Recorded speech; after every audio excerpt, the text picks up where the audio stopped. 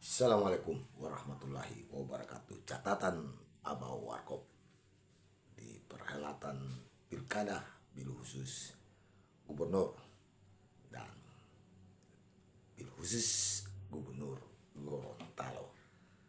Di berbagai media lagi rame persoalan siapakah Gubernur Gorontalo dengan berbagai argumentasi tentang kapasitas, kapabilitas, dan kompetensi seorang tokoh yang pantas dan layak menjadi gubernur Gorontalo.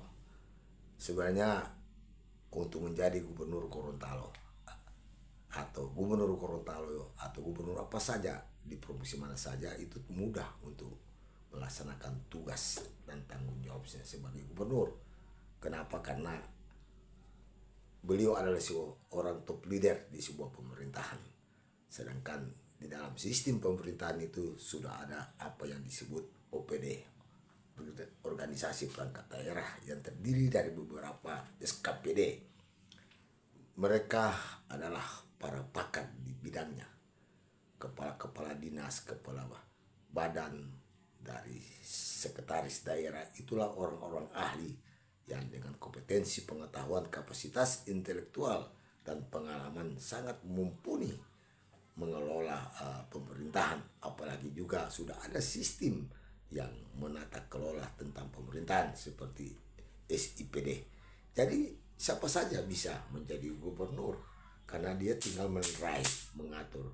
Yang menjadi pertanyaan seorang gubernur, dia tidak harus dari ya, banyak orang yang mengatakan harus punya trah atau latar belakang keluarga atau punya kemampuan pendidikan yang luar biasa, bahkan harus strata S1, S2, S3, dan S lilin, bahkan profesor, atau memiliki kekuatan ekonomi yang luar biasa. Itu sah-sah saja, boleh-boleh saja.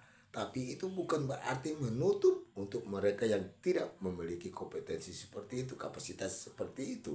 Karena banyak pengalaman di daerah kita, di provinsi ini, orang yang memiliki gubernur, wali kota, bupati yang strata pendidikan yang luar biasa, tapi apa hasilnya?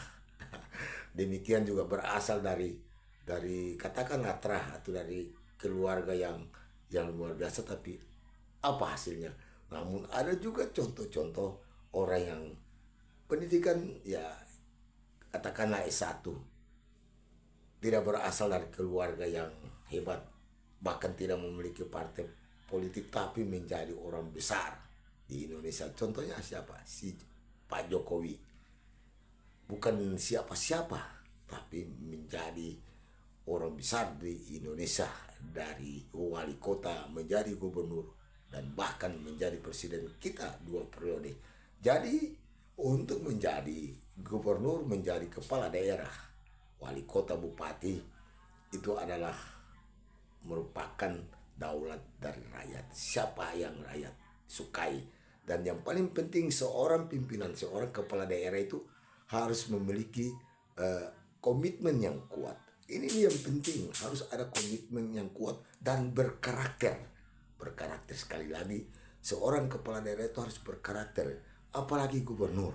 Gubernur ini kan nantinya ada di kabupaten kota, bupati, wali kota yang memiliki otoritas tersendiri. Nah, kalau kita memiliki gubernur yang tidak berkarakter, ya kalau saya ambil contoh Gorontalo seperti Bapak gubernur kita yang kemarin, Pak Fadil Muhammad, itu seorang tokoh yang sangat berkarakter, sehingga kepala-kepala daerah sangat respect terhadap beliau. Dan ini yang paling penting. Dan seorang kepala daerah juga harus memiliki apa yang disebut psikomotorik dan attitude. Ini yang semestinya harus kita pikir. Dan paling utama, seorang pemimpin itu harus seorang yang demokratis, bukan seorang yang feodalis. Feodal. Karena kita memilih pemimpin, bukan memilih raja atau memilih bos. Inilah yang perlu kita ingatkan. Jadi catatan Abah Warkop sekedar cek ombak. Salam sukses, salam uhuah, salam kebangsaan. Assalamualaikum warahmatullahi wabarakatuh. wabarakatuh.